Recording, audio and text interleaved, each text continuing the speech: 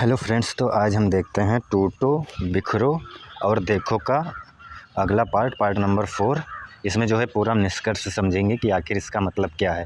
जैसे कि हमने जो अभी तक देखा कि लोग काफ़ी समस्याओं से, काफ़ी वासनाओं, लालसाओं से ग्रसित रहते हैं अपने जीवन भर।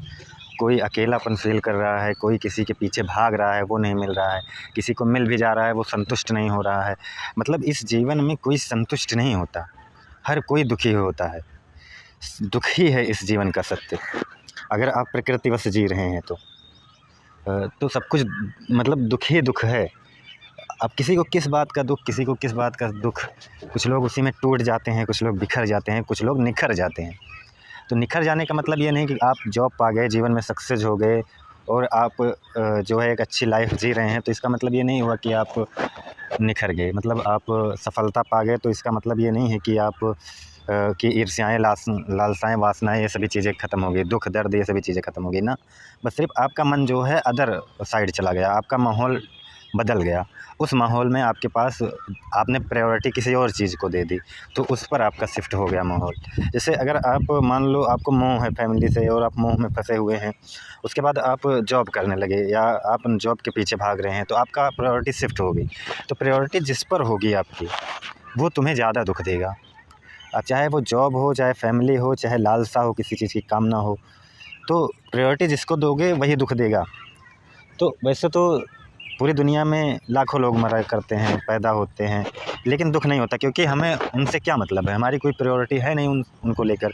हमें तो बस प्रायोरिटी अपनी फैमिली को लेकर है। यहाँ तक कि जब प्रायोरिटी शिफ्ट होती है तो हमें अपने माता पिता को भी देखते होंगे, उनके भी डेथ पर या भाई बहन के डेथ पर भी उतना दुःख नहीं होता जब हमारी खुद की अपनी फैमिली हो जाती है, हम अलग रहने लगते हैं एक समय बाद। तो वही माता पिता अगर जब तुम एक में रह रहे हो तब उनकी डेथ हो जाए तो तुम्हें बहुत ही ज़्यादा दुःख मिलेगा, बहुत ही ज़्यादा झटका लगेगा तुमको। लेकिन प्रायोरिटी जहाँ आपकी शिफ्ट हुई वहाँ ये दुःख जो है धीरे धीरे कम होता है। मतलब क्या हुआ इन सब का, सब माहौल प्रकृतिवश डिपेंडेंट हैं एक दूसरे पर।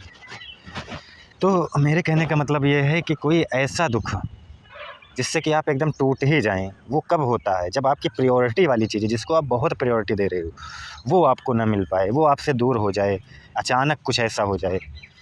तो ऐसा जो है सबके जीवन में किसी न किसी क्षेत्र में आता है। कोई लव के चक्कर में उसका ब्रेकअप हो जाता है, कोई किसी बीमारी को लेकर डिस्टर्ब रहता है, वो अपनी हेल्थ को प्रायोरिटी देता है। तो बीमारी वैसे अगर देखा जाए तो सबसे पहले हेल्थ ही होती है, उसके बाद ही सब कुछ होता है। कहा गया है कि मनी इज़ लॉस तो nothing loss, health is loss something loss और character is loss everything loss. मतलब एक हिसाब से मनी कुछ नहीं कहा गया है, कहा गया है कि हेल्थ जो है, अगर हेल्थ आपकी नहीं सही है तो आप एक हिसाब से बहुत ही ज़्यादा दुखी फ़ील करोगे, अकेलापन फ़ील करोगे। तो इसीलिए मैंने हेल्थ वाला जो बात है वो पहले ही वीडियो में कर दी थी। और बाकी की जो चिंताएं हैं वो सब बाहरी चिंताएं हो जाती हैं, बाहरी वासनाएं, लालसाएं हैं। लेकिन फर्स्ट प्रायोरिटी हेल्थ की ही होती है, सेकंड प्रायोरिटी फैमिली की होती है। ये सभी चीज़ें, लव, ये अफेक्शन, मतलब सेकंड प्रायोरिटी अगर हम कहें तो एक हिसाब से हो सकती है ये लालसाएं, कामनाएं, वासनाएं, ये सभी चीज़ें। लेकिन फर्स्ट जो है वो हेल्थ ही होगी। और थर्ड प्रायोरिटी लोग रखते हैं अपनी जॉब के लिए या ये सभी चीज़ें। लेकिन अगर देखो यहाँ पर अगर समझने वाली बात है तो सेकंड प्रायोरिटी सक्सेस रखनी चाहिए, हेल्थ के बाद सक्सेस होना चाहिए। लेकिन लोग इन्हीं में कन्फ्यूज होते हैं कि प्रायोरिटी सक्सेस को दें कि प्रायोरिटी लव को दूँ। क्योंकि इस एज में जब वो 20 प्लस जाते हैं, 20 से 35 के बीच में होते हैं, तब यही कन्फ्यूजन वाला एज होता है। कुछ लोग लड़की के चक्कर में भागते हैं तो उनका जो है करियर नहीं सही होता, मतलब सफलता उनसे छूटती जाती है। और कुछ लोग जो है सक्सेस के पीछे भागते हैं तो लव जैसी चीज़ों में प्रॉब्लम होने लगती है, तो वो सोचते हैं हम करें क्या, फिर कुछ तो छूट ही रहा है। तो मैं यहाँ पर कहूँगा कि सेकंड प्रायोरिटी हमेशा सक्सेस होनी चाहिए, क्योंकि जिस लव के पीछे आप भाग रहे हो कल को वो भी सक्सेस ही देखेगी या देखेगा। अगर सक्सेस नहीं है तो वो तुम्हें छोड़ देगा, कुछ ही समय में वो रिलेशन टूट जाएगा। तो इसलिए second priority success, first priority क्या होनी चाहिए, हेल्थ, सेकंड सक्सेस, थर्ड फिर लव, अफेक्शन, मोह, लोभ जो हो वो थर्ड प्रायोरिटी हो। लेकिन ये सभी चीज़ें तो मैं जो बता रहा हूँ ये फिजिकल लेवल पर है, अध्यात्म लेवल पर ये सभी चीज़ें नहीं चलती। तो मेरा जो टूटो बिखरो वाला लाइन है वो इन्हीं दोनों पर चलता है कि आप टूटे किस लेवल से टूटे, आप लव, अफेक्शन या इन सब चीज़ों से टूटे हैं कि हेल्थ के लेवल से टूट गए हैं कि सक्सेस के लेवल से टूट गए हैं, क्योंकि यही 3 कारण हो सकते हैं। तो इन तीनों से अगर आप टूट जाते हैं, जीवन में बिखर जाते हैं, आपको कुछ सूझता नहीं, अंधेरा ही अंधेरा, तुम्हें दिखता है मेरे हेल्प करने वाला कोई नहीं बचा, मैं अकेला हो गया हूँ इस संसार में, तो जो है अध्यात्म जो करता है फिर यही काम करता है। खैर यही झटका लगने के बाद लोग खोजते हैं कि वो क्या है जिसको मैं पा जाऊँ तो मैं सब कुछ पा जाऊँ, क्योंकि इन सभी फिज़िकल चीज़ों से आपको दुःख के अलावा कुछ नहीं मिलेगा, आपको शांति संतुष्टि नहीं मिल सकती।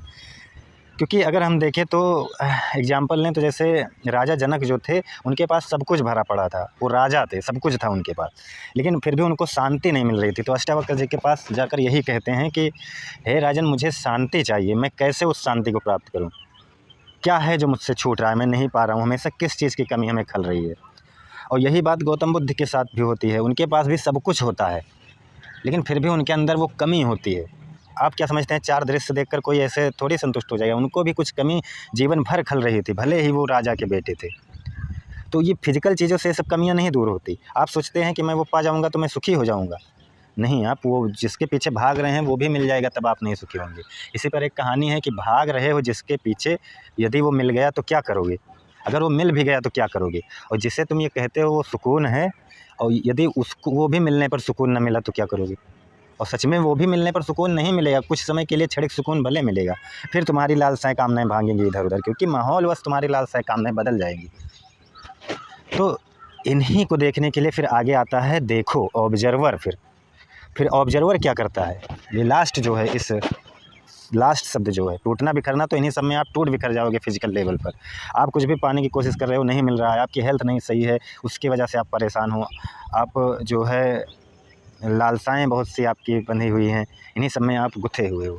तो अब आता है ऑब्जर्वर, लास्ट लाइन, जो कि निष्कर्ष है, जो कि इन सभी दुखों को दूर करेगा। वो क्या करता है, वो यही कहेगा कि तुम देखो तो पहले तुम कौन हो। वो यही कहेगा सीधे कि तुम हो कौन, तुम डिस्टर्ब कैसे हो, तुम पहले देखो कि हो कौन और डिस्टर्ब है कौन। वो कहेगा तुम शरीर हो, शरीर कैसे हो सकते हो, शरीर तो बदल जाता है, तुम शरीर कैसे हो सकते हो? तुम तो यही कहते हो कि मैं मेरा शरीर कहते हो ना, तो मेरा कहने वाला कोई है, मेरा हाथ और शरीर यदि तुम हो तब तो तुम तो डिस्टर्ब रहोगे। वो तो प्रकृति बस बंधा हुआ है, प्रकृति में कुछ होता है वो तुम्हें हो जाएगा, प्रकृति में वायरस फैला तुम्हारे शरीर में लग जाएगा, तुम उस पर कंट्रोल नहीं कर सकते, और इस बात को एक्सेप्ट करना तुम्हारे लिए कठिन होता है। अगर तुम शरीर हो तब तो तुम स्वतंत्र हो ही नहीं, ये समझना पड़ेगा। क्योंकि वायुमंडल जैसा चाहे वैसा आपको शरीर को कर सकता है। वहाँ पर देखो प्रकृति में ठंड गर्म जैसे होती है वैसे तुम्हारे शरीर पर इफेक्ट पड़ता है, तुम्हारा कोई कंट्रोल नहीं है उस पर। उसके बाद दूसरा, तुम कहोगे कि मैं मन हूँ, यदि मन हो कहोगे तो वो कहेगा कि मन कैसे हो सकते हो तुम तो पल पल बदल रहे हो। फिर इस माहौल में हो, यहाँ हैप्पीनेस फील हो रही है, अगले माहौल में जाओगे वहाँ दुखी हो जाओगे, तो मन कैसे हो सकते हो, पल पल बदल रहा है जो, वो कैसे तुम हो सकते हो?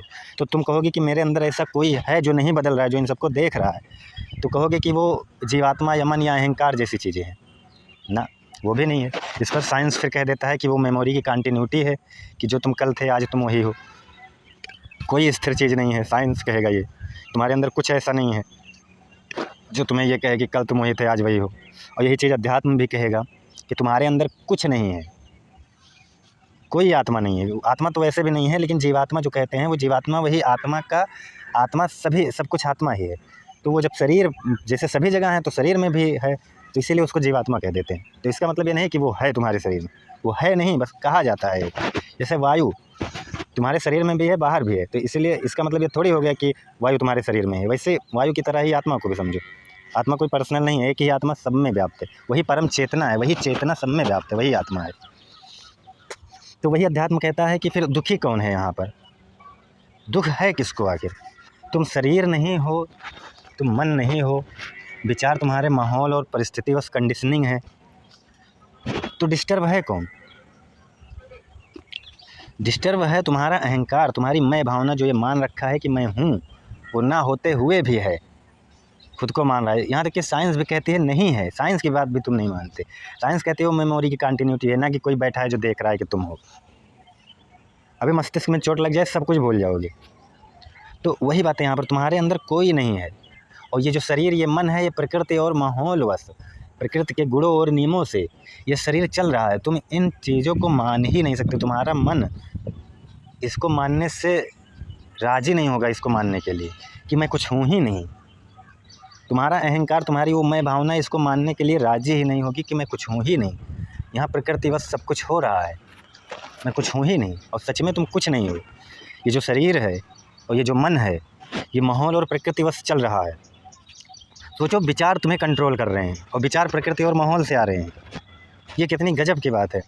अब कुछ लोग कहेंगे कैसे विचार मुझे कंट्रोल कर रहे हैं, ये थोड़ा समझाओ। तो इसको समझो, अगर तुम कितने भी मजबूत इंसान हो, तुमको डर वाले माहौल में रखा जाए, तुम्हें पहले से ये बता दिया जाए यहाँ कुछ ऐसा है, नेगेटिव चीज़ें जो तुम्हें डिस्टर्ब कर सकती हैं, तुम्हारे मन में वो वैसे ही विचार आने लगेंगे और तुम वैसे ही रिएक्ट तुम्हारा शरीर करेगा। कि विचार के अनुसार, मैंने बताया प्लेसेबो इफेक्ट, जैसा विचार जैसा तुम मन में बैठा लोगे वैसा ही हार्मोन रिलीज होगा तुम्हारे शरीर में, और शरीर जैसा हार्मोन रिलीज हुआ, शरीर वैसा ही रिएक्शन देगा, वैसे ही रिएक्ट करेगा। तो देखो ना, यहाँ कितनी गजब की बात है कि मतलब विचार माहौल से आए और माहौल के अनुसार तुम्हारे शरीर ने रिएक्ट किया। मतलब कोई यहाँ ऐसा नहीं है जो तुम्हें कुछ कर रहा है, कुछ नहीं। विचार माहौल से आया, माहौल प्रकृति, मतलब प्रकृति ने ही तुमको कंट्रोल कर लिया और तुम्हें लग रहा है मैं कंट्रोल कर रहा हूँ, और मैं जैसा कुछ है ही नहीं, ये साइंस भी कहती है। मतलब कितनी गजब की बात है, यहाँ पर सीधा सा समझना है। तुम्हारी कोई पर्सनल आइडेंटिटी नहीं। उसके बाद फिर अगर कहीं हैप्पीनेस वाले माहौल में तुम जाओ, शादी विवाह समारोह, तो वहाँ देखो, या कोई गर्लफ्रेंड हो तुम्हारी, उसके पास जाओ, तो देखो जब तुम्हारे अंदर डोपामिन या सेरोटोनिन रिलीज होगा, तुम्हें ऑटोमेटिक अच्छा फील होगा, क्योंकि विचार बदला ना। विचार जैसा वैसा हार्मोन आया, वैसे ही शरीर ने रिएक्ट किया। मतलब सब कुछ माहौल और प्रकृति ने खुद ही डिसाइड कर दिया, तुम्हारा शरीर वहाँ पर कुछ नहीं किया। मतलब जैसे विचार वैसा ही सब कुछ, विचार माहौल से जन्मा, माहौल और प्रकृति से जन्मा। तो यहाँ पर देखो, तुमने कुछ कंट्रोल किया नहीं, तुम्हारे अंदर कोई कंट्रोल करने वाला है नहीं, सब विचार और माहौल ने ऑटोमेटिक कंट्रोल किया। तुम्हारा एक एक चीज़, विचार और माहौल सब प्रकृति से कंडीशनिंग है। और ये बातें समझना आम लोगों के लिए बहुत मुश्किल होता है। ये बातें वो मानना ही नहीं चाहते कि मैं कुछ हूँ ही नहीं। तुम कुछ नहीं हो बाबा, तुम ये चीज़ें समझो, और यही रियलिटी है। तुम बिना मतलब कि मैं भावना लेकर बैठे हो, और वही तुम्हें दुख, मतलब तुम मैं भावना लेकर एटीट्यूड दिखाते हो, सुख दिखाते हो, सब दिखावा करते हो, लेकिन अंदर से तुम दुखी हो। यही छिपाने के लिए ये दिखावा चलता है। इस दुनिया में मैं भावना लेकर कोई सुखी नहीं है।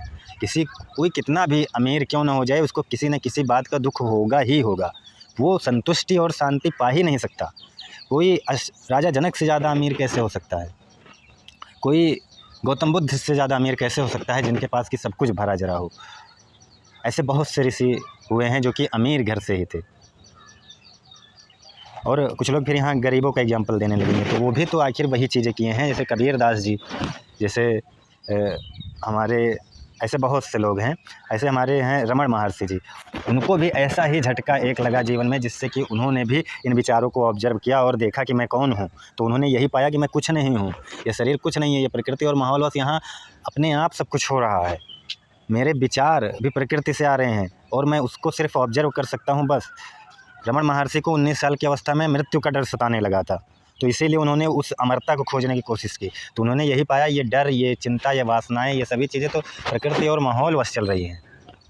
तो इससे हुआ कि उन्होंने अपने विचारों को ऑब्जर्व करना शुरू किया। उन्होंने ये देखना शुरू किया कि मैं हूँ कौन फिर। तो जब वो विचारों को ऑब्जर्व करने लगे तो उन्हें लगा कि मैं तो शरीर नहीं हूँ। शरीर तो हमेशा बदल जाता है, माहौल और प्रकृति बस वो तो है ही गुलाम, और विचार और मन वो तो ऐसे ही बदल रहे हैं।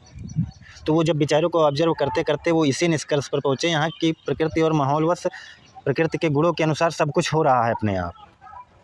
तो इससे फ़ायदा क्या होता है? फिर लोग यही पूछेंगे कि फिर आखिर हमें क्या फ़ायदा होगा इससे जो तुम्हारा विचार है, कैसा भी विचार आ रहा है, वो तुम्हारे शरीर पर रिएक्ट कर रहा है।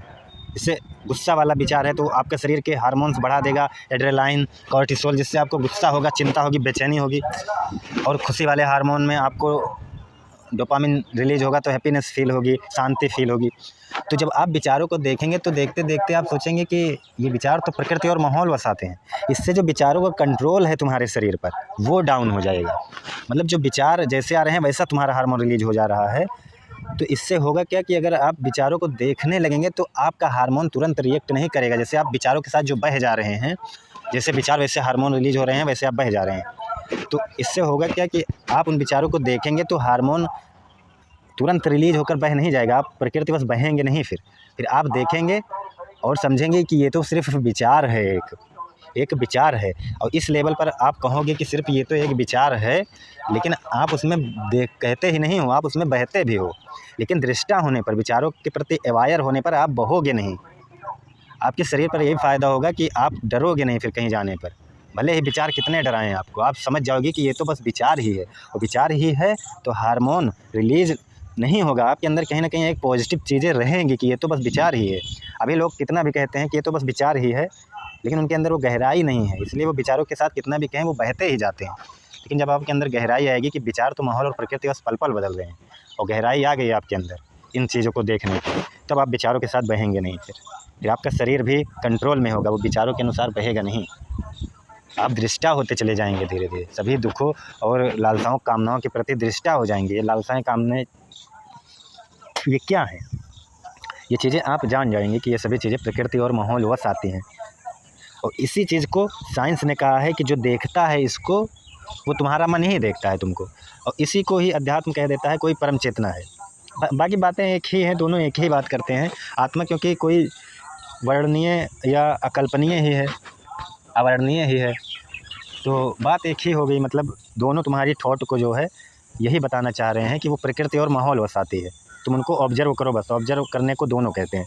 अब ऑब्जर्व करने से आपकी यही है कि थॉट आपके कमज़ोर होते चले जाएंगे, थॉट की पकड़ कमज़ोर होती चली जाएगी। जो थॉट ने तुम्हारे मन ने तुम्हारे शरीर को पकड़ा हुआ है कि जैसे थॉट आया वैसे शरीर और मन रिएक्ट कर रहा है, वो थॉट की पकड़ तुम्हारे मन और शरीर से कमज़ोर हो जाएगी। तो थॉट भले आएगा, लेकिन आपका जो मन है या शरीर है वो रिएक्ट नहीं करेगा थॉट की पकड़, क्योंकि आपकी कमज़ोर होगी, क्योंकि आप जान गए तो प्रकृति और माहौल वसी आता है। तो यहाँ पर अब लोग क्वेश्चन करेंगे, आप बार बार कह रहे हो कि आप जान गए, तो जान कौन गया आखिर? क्योंकि मेरी कोई पर्सनल आइडेंटिटी है ही नहीं। तो आप जान गए कहने का मेरा मतलब यही है, अगर साइंस के अनुसार देखो तो वो मैं भावना जो है तुम्हारी, जो है ही नहीं, वो खुद को ही जान जाएगा कि वो है ही नहीं। यहाँ प्रकृति और माहौल वश सब कुछ खुद ही हो रहे हैं। और वही चीज़ें अध्यात्म की तरफ अगर जाओगे तो वो कहेगा कि जो यहाँ पर देखने वाला है वो परम चेतना है, जो अगर हर कोई ऑब्जर्व करे तो सबका एक्सपीरियंसर वही है, सब ऑब्जर्वर वही है, एक ही है वो ऑब्जर्वर, सब में लेकिन अलग अलग रूपों में व्याप्त है।